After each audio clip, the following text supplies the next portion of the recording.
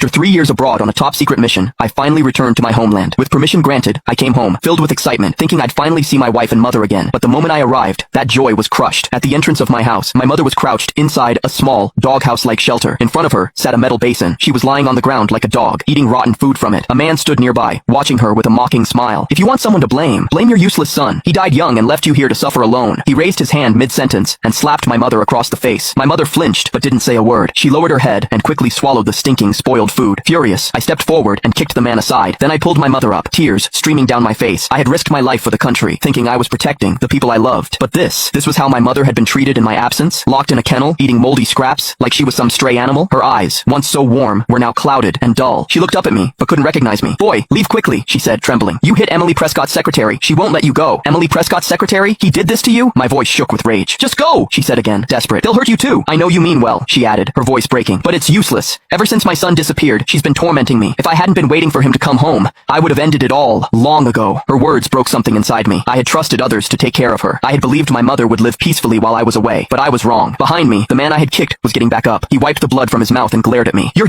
dead," he spat. "You think you can touch me? Do you know who my boss is? She's the law around here. You mess with me, you dead." I looked at him, my anger cold now, steady. Without a word, I took out my phone and called Emily. "Hello? Who is this?" she answered, her voice flat and emotionless. "So, you're the queen of the capital now?" I said coolly. There was a pause on the line. Then she replied, "I don't know who you are, but if you're calling to threaten me, I'll find you, and when I do, no one will be able to save you." Her words cut deep. She didn't even recognize my voice. She hadn't saved my number. In just 3 years, she had completely erased me from her life. I clenched the phone tighter, every last trace of patience gone. "I'm at your house right now," I said flatly. "You have 30 minutes. Get back here immediately." There was silence. Then panic bled into her voice. "You're at my house? What did you do to my secretary? You'd better not touch him. Stay right there. If anything happens to Tyler Morgan, I won't let you off the hook." On the other end of the phone, Emily's voice rang out with suppressed anger, and I laughed out coldly as I listened to Emily's words. She had long since forgotten the mountainous oath she once made with me. I still remember that at that time, when I left, she had once said to me that she would take good care of my mother, and even promised that she would treat my mother as if she was her own mother. However, it never occurred to me that after only a few years since I left, she had already changed her heart. She even sat back and watched her own assistant bully my mom. At this moment, all the love I had for Emily had long since disappeared. I hung up the phone and looked at Tyler in front of me. At this moment, I couldn't wait to get him killed. At the same time, I also gave my leader a call. I questioned him. All these years, said to take care of my mom. Is that how to take care of it? On the other end of the phone, the leader listened to me.